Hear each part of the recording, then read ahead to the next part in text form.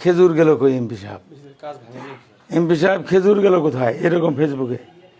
পরে আমি তাকে বললাম যে ফেসবুকে একটা স্ট্যাটাস দাও, বিবৃতি দাও যে খেজুর ডিসি অফিসে পৌঁছে নাই, ডিসি অফিসে আসবে, তারপরে আমাদের উপজেলা অফিসে আসবে, তারপর সঠিকভাবে বন্টন করা হবে। উনি ফেসবুকে লিখতে বাধ্য হয়েছেন।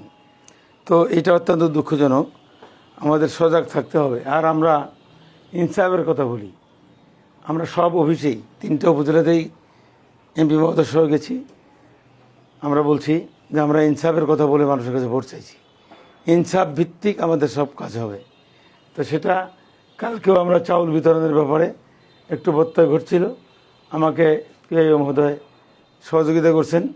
আল্লাহর রহমত, যত দূর পারা যায় ইনসাফ প্রতিষ্ঠা করার চেষ্টা করা হয়েছে। ওনার সহযোগিতা না হলে এটা হতো না। তো আমরা তাদের জন্য দোয়া করব, প্রশাসনের জন্য দোয়া করব যে তারা যেন আমাদের সঙ্গে বা আমরা যেন তাদের সঙ্গে সম্মিলিতভাবে একটা ন্যায়ভিত্তিক মানে কর্মপন্থা আমরা পরিচালনা করতে পারি। এই জন্য আপনারা একটা বিশেষ জায়গায় থাকেন, যেহেতু ছাত্র যারা মাসুম তাদের দোয়া কবুল হয়। সবসময় তাদেরকে নিয়ে মাঝে মধ্যে দোয়া করবেন, যে দেশের জন্য দোয়া করবেন, জাতির জন্য দোয়া করবেন, দাতা সংস্থার জন্য দোয়া করবেন।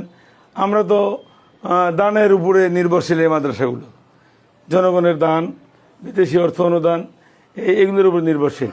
কাজে আল্লাহর সাহায্য চাবো, আল্লাহর কাছে দোয়া করব, যাতে করে আমরাও চেষ্টা করব, এমপি মহোদয় যথেষ্ট চেষ্টা করবেন যাতে এই হাফিজি এবং কওমি মাদ্রাসাগুলা এইগুলা স্পেশাল কিছু বরাদ্দ মাঝে মাঝেই পায়।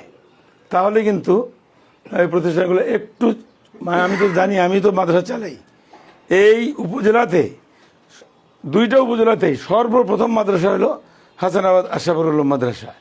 সেই মাদ্রাসার ছাত্র এখানে আছে বোধহয় 2-1 জন। এই আনোয়ার আছে, আরেকজন দেখলাম কাকে, ওই প্রথম সর্বপ্রথম ওর মাদারে হুফাজ বলা যায়, ওইটা দেখা দেখি এখন প্রতি গ্রামে গ্রামে প্রায় মাদ্রাসা। আলহামদুলিল্লাহ, এটা খুব ভালো লক্ষণ। আপনারা দোয়া করবেন, এই দোয়ার বরকতে এ দেশবাসী শান্তি পাবে। আল্লাহ যদি দোয়া কবুল করে। আর আমরা যারা, আপনারা যারা আছি, আমাদের দোয়া আল্লাহ হয়তো কবুল নাও করতে পারে, অনেক পাপের মধ্যে আমরা জড়িত আছি, ছিলাম, গুনাহ মাফ আল্লাহ নাও করতে পারে, করতেও পারে। কাজে ওই মাসুম বাচ্চা যারা আছে, ছোট ছোট বাচ্চা, তাদের উসিলায় আমাদের দোয়াটাও কি কবুল হতে পারে কিনা, তাদের উসিলায়। কাজে আপনাদের যেহেতু উঠা বসা বা আপনাদের যে পাঠদান, এটা ওই কোমলমতি একেবারে মাসুম বাচ্চাদের সাথে, তাদেরকে নিয়ে দোয়া করবেন সকলের জন্য।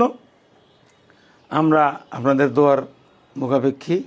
আল্লাহ তাআলা আমাদের সবাইকে এবং এই দ্বীনি ইদারাগুলোকে আল্লাহ তাআলা কবুল করুন, এবং সরকারের প্রতি আল্লাহ তাআলা শুভবুদ্ধি উদয় যাতে হয় আমরা আশা করব। পিছনে আমরাও লাগা আছি, আশা করব এই কওমি মাদ্রাসা এবং হাফিজি মাদ্রাসাগুলোর দিনটা কিছু না কিছু হলেও পরিবর্তন হবে, এটা আমরা আশাবাদী। এই জন্য দোয়ার দরকার, বেশি বেশি করে আল্লাহর কাছে বেশি বেশি করে ধন্য ধরতে হবে। আল্লাহর কাছে ধন্য ধরাটাই একমাত্র 1 নম্বর কাজ হলো আল্লাহর কাছে ধন্য ধরা। এটা আমাদের আমিরে জামাতও বলে যে আল্লাহর কাছে ধন্য ধরুন, বিশেষ করে শেষ রাত্রে, যেটা কেউ জানে না, একমাত্র আল্লাহর সঙ্গে বান্দার সঙ্গে সম্পর্ক থাকে, পৃথিবীর কেউ জানে না। এর চেয়ে বড়, মানে যিনি আসল মালিক, তার সঙ্গে সম্পর্ক আমাদের মজবুত করতে হবে। আল্লাহ তাআলা আমাদেরকে তৌফিক দান করুন। আসসালামু আলাইকুম ওয়া রাহমাতুল্লাহ।